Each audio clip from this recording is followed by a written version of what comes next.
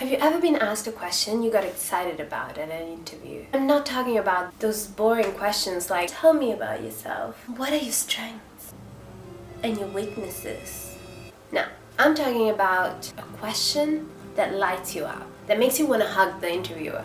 I guess not many. A few years ago, back when I was in the job hunting game, I was so used to the same old questions that I almost ran on autopilot, except for that one time when I finally got asked a question worth answering. The question was, if you could go for dinner with just 3 people, dead or alive, who would they be and why?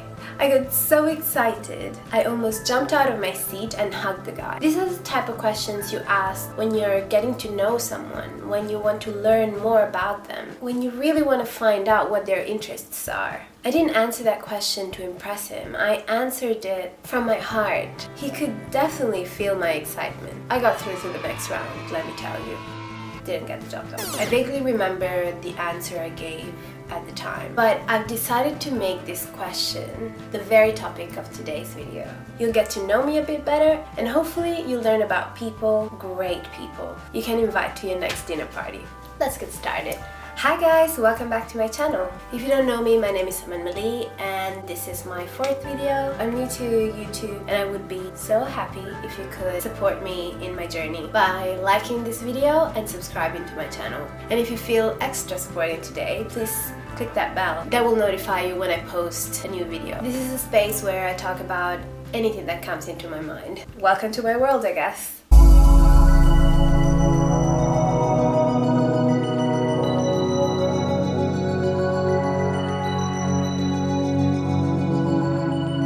Neil deGrasse Tyson.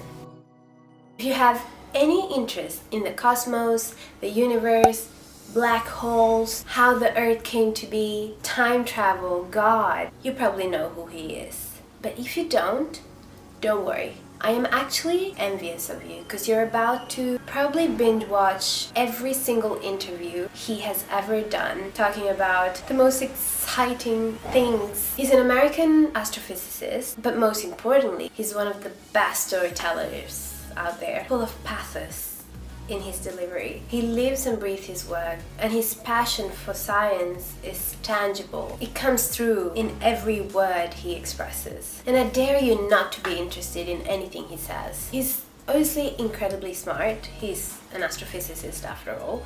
He is hilarious. His dorky laugh, usually to his own jokes, is so endearing. He is so influential that he had an asteroid named after him. He's an author, and his book, Astrophysicist for People in a Hurry, is definitely on my wish list. I think the first time I've ever come across his work was when I watched Cosmos, a TV series about the cosmos. It's partly digitally animated and partly cartoon animated, and I don't know, I would watch it over and over again. He puts his knowledge in a way that is accessible to anyone who's interested in it. Whatever you do, whether it's watch his interviews, watch the series, or listen to his podcast, be prepared to have your mind blown.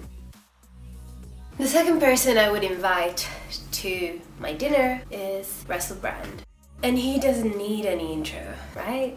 When I think about him, I think about a phoenix rising from his ashes over and over again. I have this perception of him reinventing himself publicly in a way that would reflect the person he is constantly becoming. Because Russell Brand is a person in evolution, in constant transformation. He started his career as a stand-up comedian in the UK. But he quickly became world famous. His irreverent, politically incorrect soliloquies filled with arcane but precise words that you don't usually expect from a punk rock kid from the 80s. And I'm pretty sure his accent, he's from Essex, played a major part in him becoming so famous. I remember the first time I saw him, I was watching the MTV Awards. I was a teenager, I was probably in 2006 or 2007, and he was hosting them. I remember thinking, this guy is a character, but I like him.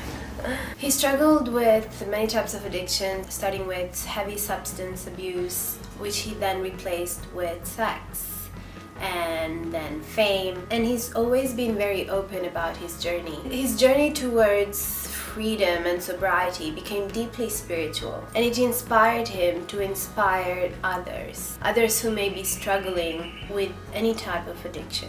Right now he's focusing on teaching the 12-step recovery program to as many people as possible in his very own way, because he realized how these 12 steps are not only useful to people that are struggling with addictions such as substance abuse or alcoholism. They can be applied on a journey towards healing, and everyone needs some sort of healing throughout their life. This program is so amazing in that it encourages people to make amends with themselves and others and move on to a more conscious way of life, where you have the tools and the community support to help you overcome difficulties in a healthy and more profound way. It's a method that has proved successful for so many people around the world. It's intense stuff. Russell just adds to it with his innate gift of instilling everything with incredible and poetic depth, followed by hysterical humor. I recently had the pleasure of seeing him live here in Sydney. I actually got a hug at the end of the show. So exciting. Seeing him live really cemented my perception of him as someone who really gets what being a human being means.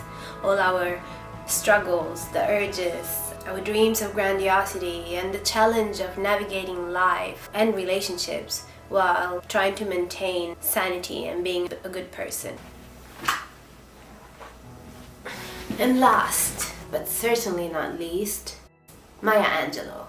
I had someone else in mind, someone that's still thankfully alive. But the beauty of this question lays in the fact that I'm given the fictitious possibility to go for dinner with someone that's no longer here. So who better than Mrs. Maya Angelou? Many of you might know her, but I'm actually surprised that many don't. So I'll tell you a bit about her story. She was an American poet, a writer, a civil rights activist, a teacher, a great one. And most importantly, she was an amazing, inspirational woman. She was born in 1928 in a southern state in the US. At the age of 7, she was raped by her mother's boyfriend. She told her brother, who told the family, and when a few days later her uncles murdered the guy for what he did, Maya felt responsible. And as a 7-year-old child, she decided that her words could kill, and therefore stopped talking for 5 years. It was thanks to a lady called Mrs. Flowers, who introduced her to the beautiful world of books and poetry, that she started talking again at 12 years and a half. She started writing, and I guess she never stopped. She fell pregnant when she was 17, and to sustain herself, she had to work a lot of different jobs before she could ever make a living as a writer. She worked as a car conductor, worked in a mechanic shop, she worked as a cook in a Creole restaurant, and for a brief period of time, as a young mother, she also engaged in sex work. What's striking is how openly she talked about this brief yet challenging part of her life. And when asked about why she had decided to open up about such a private part of her life, I really loved her answer. Her answer was that young people are surrounded by adults who tell them that they've never done anything wrong. They have no skeletons in their closets. They have no closets at all. And young people then find themselves in difficult situations and they're like, I must be a bad person, because my parents never did anything like that. And this is so untrue. We're held against a very unfair standard, a lie. This is exactly why she decided to write so candidly about this part of her life. This says a lot about her character. Inspired by Martin Luther King Jr.'s message, she soon joined the civil rights movement and became a freelance writer. She started teaching, went to Africa and became a university teacher. And that's where she met Martin Luther King, who asked her to join the movement. Shortly after she came back, Martin Luther King was murdered. This was a very painful and heartbreaking moment in Maya's life. I could go on and talk about all her beautiful achievements. I can tell you that she wrote 6 autobiographies. 6? That's a lot of stories. Whenever I hear one of her interviews or listen to some of her poetry recited by her, what comes across is a woman with a voice. A woman that knows her power, a woman with so much wisdom that she is so willing to share. A very confident woman, but a confidence that in no way wants to overshadow anyone, rather wants to show up in the world as a beacon of light, to inspire others to be the best version of themselves. I find her so inspirational. I really hope you will watch one of her interviews and see what I mean. One of my favorite poems by her talks exactly about this, about being a phenomenal woman. I recite just a part of it that makes me feel so powerful. And it goes, I am a woman, phenomenally phenomenal woman. That's me.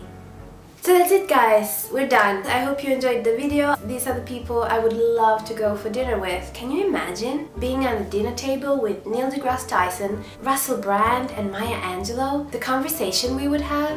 A dream. I'm super curious to find out what your answer would have been. Who would you invite? 3 people, dead or alive, and why? Please comment below. I will link some of my favorite interviews in the information box. Until next time, goodbye.